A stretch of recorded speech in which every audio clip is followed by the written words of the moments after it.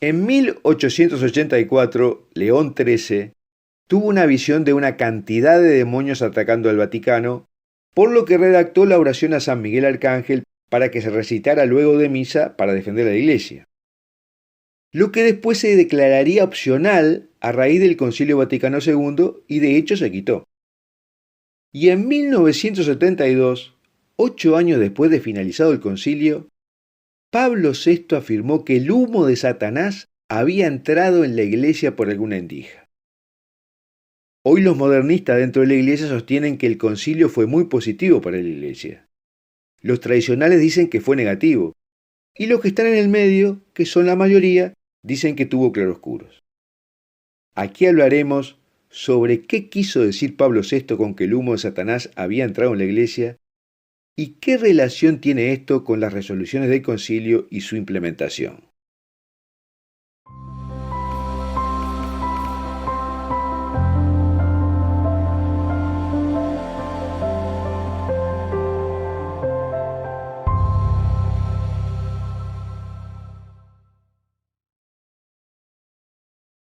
Recuerda que el texto de lo que hablamos lo puedes ver por un link que te dejo en la descripción de este video. Y te sugiero suscribirte a nuestro canal haciendo clic en la campanita que dice todas, suscribirte a la newsletter de Foro de la Virgen María y a nuestro canal de Telegram donde verás materiales que no se pueden hacer circular por otras redes. Ahora, en 1972, 8 años después de finalizado el Concilio Vaticano II, Pablo VI dijo una enigmática frase: que el humo de Satanás se había infiltrado por alguna grieta del Vaticano. Y 5 décadas después, vemos que la Iglesia ha perdido predicamento en Occidente y está sumida en la confusión.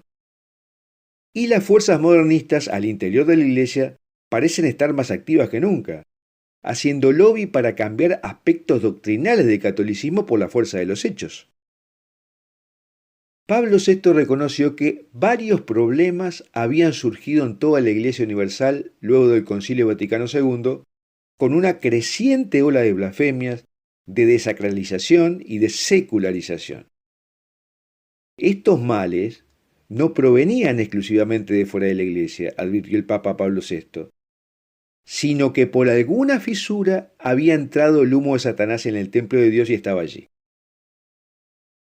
La imagen del humo de Satanás también sugirió que la atmósfera dentro de la iglesia se había contaminado, y también que la visión se había oscurecido por el humo, de modo que los pastores ya no veían los problemas con claridad. Esto del humo de Satanás no fue una mera alegoría, porque Pablo VI dijo: ha habido una intervención de un poder adverso. Su nombre es el diablo. Y que esta intervención preternatural había venido precisamente para perturbar y sofocar los frutos del Concilio Vaticano II. Fue muy preciso cuando dijo que una vez los obispos llevaban procesiones a sitios de un milagro de renombre, y ahora, en un clima hiperacadémico, ignoraban estas prácticas. El Papa también mencionó la pérdida del hábito religioso y las manifestaciones exteriores de la vida religiosa, y que todo lo sobrenatural en el relato bíblico, en la vida de los santos y en la enseñanza de la Iglesia se empezó a suponer que era imposible, una fábula. Dijo: la duda ha entrado en nuestras conciencias y entró por una ventana que debería haber sido abierta a la luz, refiriéndose al concilio. Esta negación de lo sobrenatural está ahora ejerciendo su predominio en la Iglesia, se lamentó el pontífice.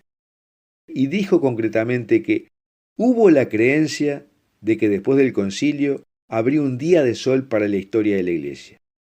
En cambio, fue la llegada de un día de nubes, de tempestad, de oscuridad, de incertidumbre. En lugar de la fe, ahora hay escepticismo. En vez de exorcismos, hay psicologismo. Es que lo que sucedió luego del concilio fueron hechos muy fuertes. La asistencia a misa se desplomó. Miles de sacerdotes y religiosos abandonaron sus vocaciones. Las escuelas parroquiales cerraron. Varios curas se hicieron guerrilleros y el marxismo entró por la teología de la liberación. Y sin embargo, los líderes de la Iglesia evitaron las expresiones de urgencia y crisis. Se instaló un clima en que para hacer carrera en la jerarquía a fines del siglo XX se esperaba que los clérigos suprimieran los problemas en lugar de enfrentarlos, calmar a los fieles en lugar de despertarlos, ocultar los problemas en lugar de admitirlos. De modo que los católicos de banco de la Iglesia en realidad retrocedieron en las herramientas para comprender la fe y para juzgar qué es herejía. Y lo que quedó de algunos sacerdotes es su capacidad para entretener a la gente con pensamientos inspiradores. Y en ese ambiente, cuando los obispos se enteraban de que algún sacerdote había abusado de algún joven, hacían todo lo posible por manejar el tema, para que todo funcionara sin problemas, y evitar llamar la atención del público sobre el problema. Así el abuso continuó, al igual que la disensión teológica y el abuso litúrgico. Pero finalmente fracasó el encubrimiento del abuso y surgió la verdad escandalosa. Ahora que la evidencia que fue suprimida durante décadas se ha hecho pública, la negligencia de los obispos es inconfundible. Pablo VI sostuvo que el trabajo del concilio fue algo bueno que fue frustrado, o parcialmente frustrado, por la crisis social que entró en el mundo desarrollado en ese momento. O sea, la crisis cultural de fines de la década de 1960 y principios de la de 1970 que también penetró en la Iglesia. Sin embargo, debemos considerar que el Concilio Vaticano II fue un campo de batalla entre clérigos que querían que la Iglesia siguiera en la ortodoxia doctrinal, que venía de los apóstoles, y otra fuerza emergente que quería cambiar partes importantes de la doctrina. Y en esa lucha interna, muchas de las resoluciones del concilio fueron redactadas en un lenguaje ambiguo y poco claro para que fuera aceptable para ambas partes. Y por eso los medios de comunicación pudieron interpretarlas en una clave de modificación de la doctrina tradicional católica. Hay grandes temas en que el concilio dio frutos positivos, como por ejemplo resaltar el rol de los laicos dentro de la Iglesia o la centralidad de Jesucristo, y en otras en que sus frutos fueron negativos, como por ejemplo respecto al fervor misionero. Según el gran misionero fallecido padre Piero Guedo, las raíces del enfriamiento misionero actual hay que buscarlas en el Concilio Vaticano II.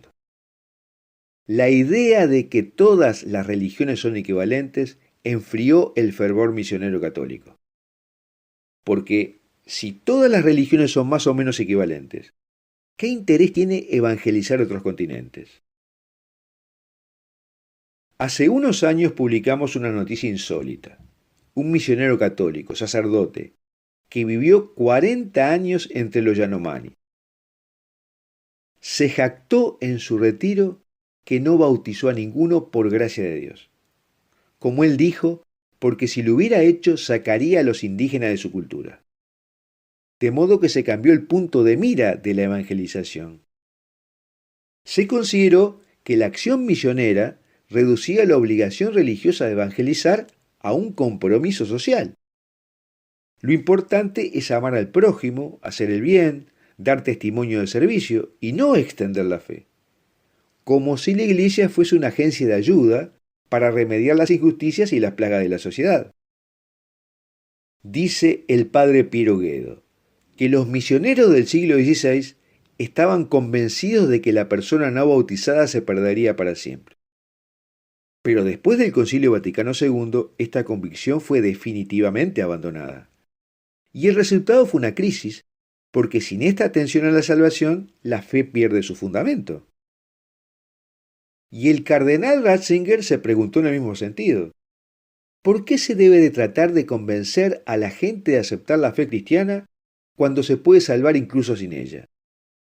¿Y por qué la gente debería aceptar la fe cristiana y la moral cristiana para salvarse si no es necesaria? Entonces concluye que si la fe y la salvación no son interdependientes, la fe se vuelve menos motivante.